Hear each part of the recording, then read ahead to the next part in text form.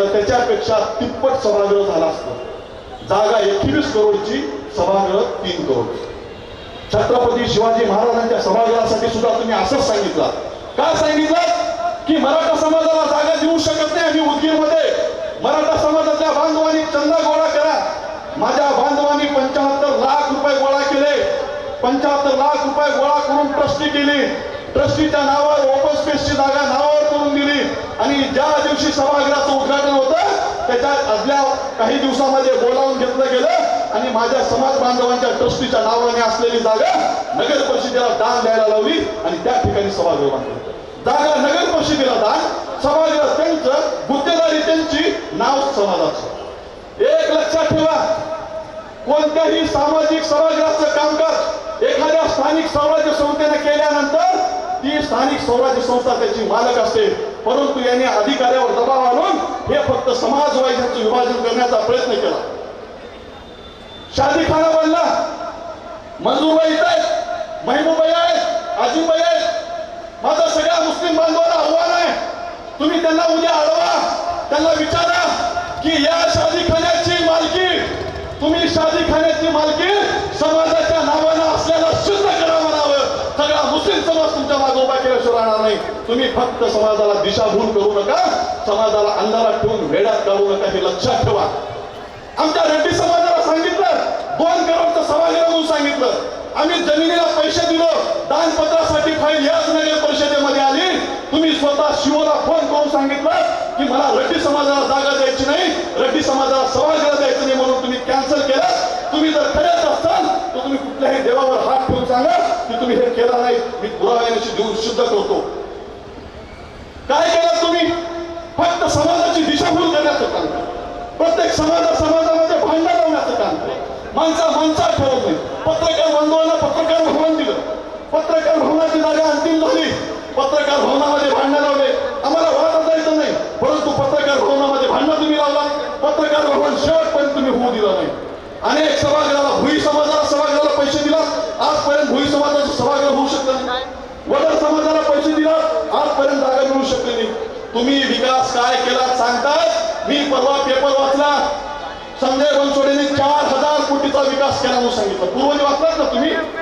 4000 कोटीचा विकास सांगितला.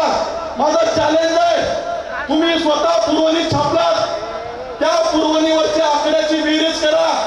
जर त्या आकड्याची बेरीज 4000 कोटी असेल तर मी तुमच्या दारात नोकरी करायला तयार आहे. अरे बाबा, पुरवणी छापताना थोडे अर्थतज्ञ तरी सोबत ठेवा. बेरीज किती होत्या बघा, एवढं तरी भान ठेवा. जर 4000 कोटीचा विकास केला असाल तर कुठं गेला? आमचं म्हणणं एवढंच आहे. आता परवा किल्ल्याचं बघितलं मी, तुम्ही किल्ल्याला जाऊन बघा. किल्ल्याचं काम चालू आहे, अतिशय आदर्श किल्ला होतोय.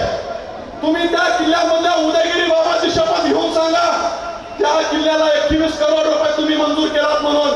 मी सांगतो, हे जर गोष्ट खोटी असेल तर उदयगिरी बाबा उद्याचा दिवस आम्हाला पाहू देणार नाही. काय गोष्ट आहे? या राज्याचे सांस्कृतिक मंत्री अमित विलासराव देशमुख होते. अमित विलासराव देशमुखांकडे आम्ही सर्वांनी मागणी केली की या उदगीरच्या किल्ल्याच्या विकासासाठी निधी द्या. तुम्ही त्या खात्याचे मंत्री आहेत म्हणून सांगितलं आम्ही. अमित विलासराव देशमुख साहेबांनी आम्हाला 21 करोड रुपयाचा निधी दिला आणि आज उदगीरचा जो किल्ला विकसित होतोय ना, तो फक्त अमित विलासराव देशमुख साहेबांनी दिलेल्या 21 करोड रुपयाच्या फंडातून होतो. बौद्ध विहाराचं आपण उद्घाटन केलं, आम्हाला आनंद झाला. आम्ही डॉक्टर बाबासाहेब आंबेडकरांचे अनुयायी आहोत. आम्ही आंबेडकरांचे पाईक आहोत. आम्ही गौतम बुद्धाचे पाईक आहोत. परंतु तुम्ही खरे शिष्य जर असाल, तुम्ही आंबेडकरवादी जर असाल, तुम्ही जर खरेच आंबेडकरांचे अनुयायी असाल तर या देशाच्या राष्ट्रपतीच्या भाषणामध्ये तुम्ही इमानदारीने कबूल करायला पाहिजे होतं. त्या भाषणामध्ये, कार्यक्रमामध्ये आभार मानायला पाहिजे होतात की बौद्ध विहाराला पैसे कोण दिले, शेवटपर्यंत तुम्ही सांगितलं नाही. कोण दिला पैसे? या बौद्ध विहाराला जागा सुरुवात करत असताना या राज्याचे पालकमंत्री माननीय अमित विलासराव देशमुख साहेबांनी पहिल्या टप्प्यामध्ये 10.5 करोड रुपयाचा निधी दिला. अरे तुम्ही नैतिकतेने जर असताल, नीतिमूल्याचे असताल, तुम्हाला जर थोडी जरी जाणीव असेल कर्तृत्वाची केलेल्या मदतीची, तर तुम्ही अमित देशमुखांचे बौद्ध विहाराच्या उद्घाटना दिवशी आभार मानायला पाहिजे होते. डॉक्टर बाबासाहेब आंबेडकरांच्या पुतळ्याचं राजकारण त्यांनी केलं. डॉक्टर बाबासाहेब आंबेडकरांच्या पुतळ्याला अमित देशमुखांनी पैसे दिले, परंतु आजपर्यंत साधं पत्र लिहून सुद्धा तुम्ही आभार मानले. अण्णाभाऊ साठेंच्या पुतळ्याचं राजकारण केलं. सोबत मातंग समाजाला बोलावून घेतला, अण्णाभाऊ साठेंच्या नातवाला बोलावलं उद्घाटन करायला. माझं चॅलेंज आहे, तुम्हाला त्या जागेवर स्थगिती आहे. अण्णाभाऊ साठेंच्या पुतळ्याच्या बाजूच्या जागेचा वाद न्यायालयामध्ये आहे. त्या जागेवर तुम्ही ईट सुद्धा रचू शकत नाही हे तुम्हाला माहीत असताना सुद्धा तुम्ही केवळ समाजाची दिशाभूल करत असताना दिशाभूल करण्यासाठी अण्णाभाऊ साठेंच्या स्मारकाचं उद्घाटन केलं. का नाही काम चालू केला? तुम्ही जर खरेच मंत्री आहात, तुम्ही खरेच या मतदारसंघाचे सच्चे प्रामाणिक आहात, तर अण्णाभाऊ साठेंच्या स्मारकाच्या कामाला तुम्ही सुरुवात करू दाखवा. तुमच्या घरामध्ये आम्ही नोकर राहिले सुरू. कशाचा विकास केला? या उदगीर नगरीमध्ये अंडरग्राउंड ड्रेनेज मंजूर झाले. ड्रेनेज पत्रकार बांधवांना मी सगळ्या बांधवांना विनंती केली होती की तुम्ही लक्ष द्या. सगळ्या पत्रकार बांधवांनी या गोष्टीकडे गांभीर्याने सुद्धा घेतलं, परंतु आमच्या मंत्र्यांनी गांभीर्याने घेतलं नाही. काय केलं? या उदगीरच्या अंडरग्राउंड ड्रेनेजचं 450 करोड रुपयाचं टेंडर काढलं. आम्ही राष्ट्रपतीच्या महावरामध्ये होतो, त्यांनी 450 करोडचं टेंडर काढलं आणि 6% अभाव 5% अभाव टेंडर दिलं आणि उदगीरकरांवर 100 करोड रुपयाचा बोजा लावला. उदगीरकरांना आलेल्या कराच्या पावत्या बघा, उदगीरकरांना मिळालेल्या टॅक्सच्या पावत्या बघा. सगळ्या टॅक्स मध्ये 21 ते 22% वाढ झालेली आहे. उदगीरकरांना मतदानाला जाण्यापूर्वी या गोष्टीचा गांभीर्याने विचार करा. या उदगीरमध्ये लिंबुटीच्या पाणी पुरवठ्याच्या नावाखाली पाईपलाईनने पूर्ण रस्ते फुटले होते. आम्ही देशमुख साहेबांकडे गेलो, कल्याण पाटील आम्ही सगळेच होतो. आम्ही भैयाला विनंती केली, भैया काही करून आम्हाला उदगीरच्या शहराच्या विकासासाठी पैसे द्या. अमित विलासराव देशमुखांनी 58 करोड रुपये उदगीरच्या विकासासाठी दिले. तुम्ही उदयगिरी बाबाची शपथ घेऊन सांगा दिले का नाही दिले.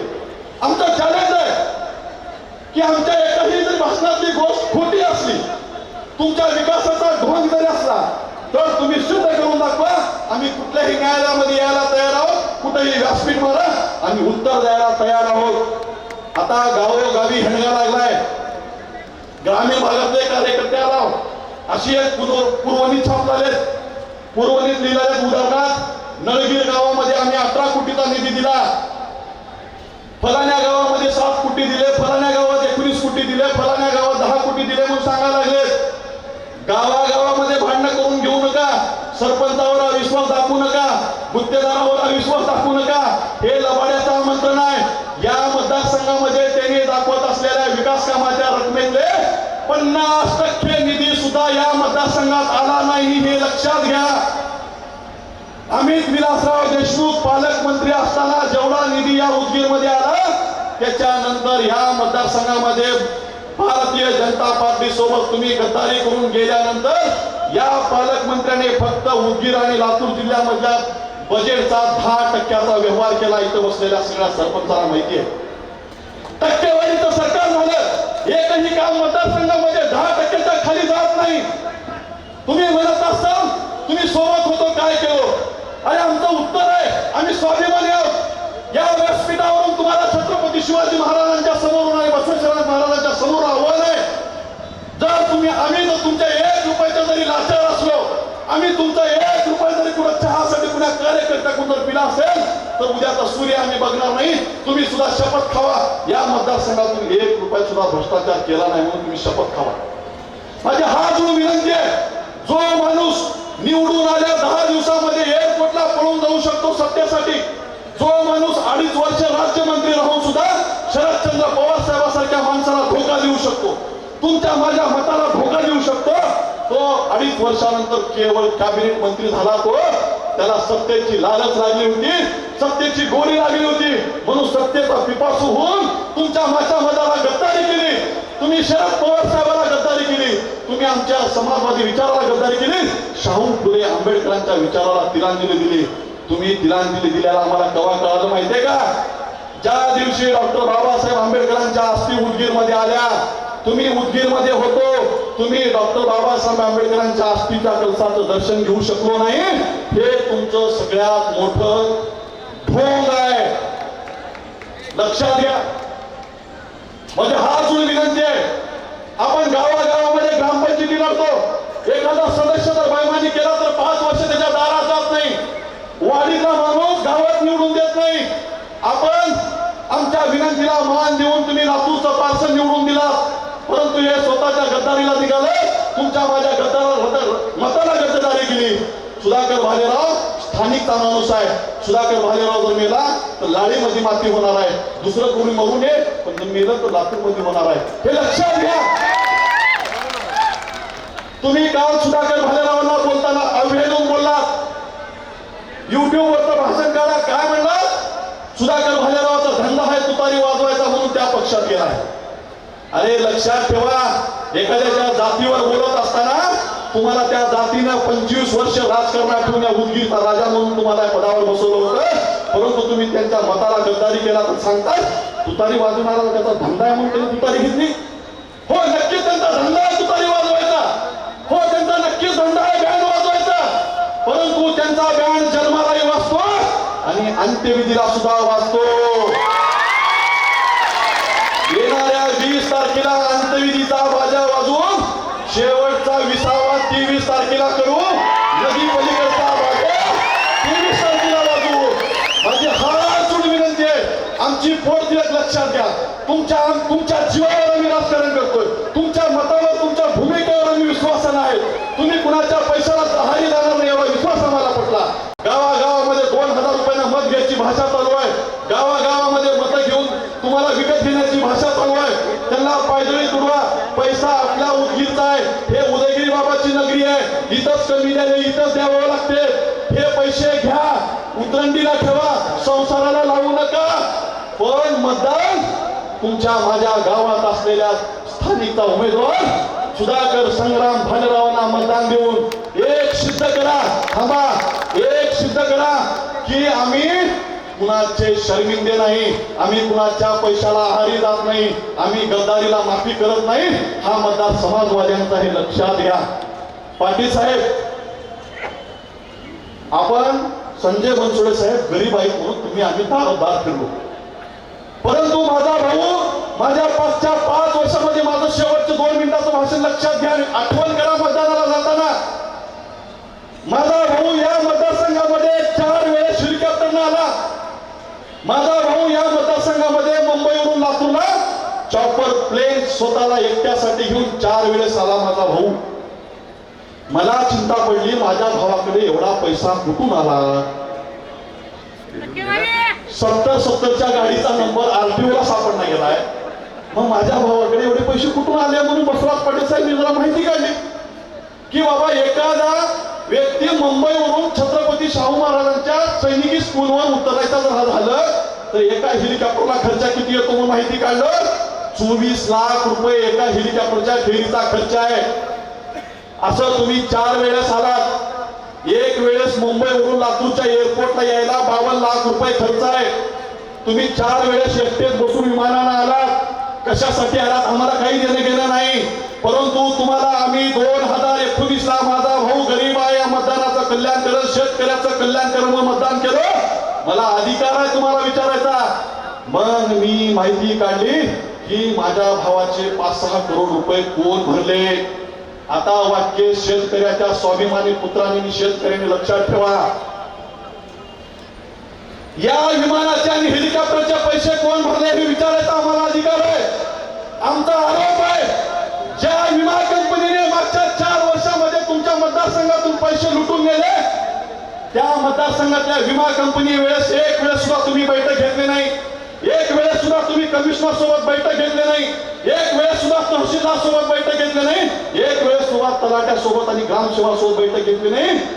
आम्हाला त्याचा शोध लागल्यानंतर आम्हाला असं वाटलं, असं आम्हाला समजलं की त्या विमा कंपनीने तुमच्या हेलिकॉप्टरच्या आणि विमानाचे पैसे भरले आणि तुम्ही शेतकऱ्याचा सौदा करून स्वतः ऐशाराम केला. म्हणून या मतदारसंघातल्या शेतकऱ्याला 5 वर्षात विमा मिळाला नाही हे लक्षात घ्या. येणाऱ्या 20 तारखेला माझी प्रत्येक गोष्ट आठवा, एक एक वाक्य आठवा, त्यांचा ढोंगीपणा आठवा, त्यांचा बेगडीपणा आठवा. माणसात माणूस ठेवले नाही, ग्रामपंचायतमध्ये ग्रामपंचायत ठेवले नाही, सोसायटीमध्ये सोसायटी ठेवले नाही. अशा माणसाला लातूरचा पार्सल लातूरला पाठवून स्वाभिमानाचा लढा जिंकू आणि सुधाकर भालेरावांच्या समोरील तुतारी वाजवणारा माणूस प्रचंड मताने निवडून देऊ एवढीच माफक अपेक्षा व्यक्त करतो आणि माझी जागा येतो.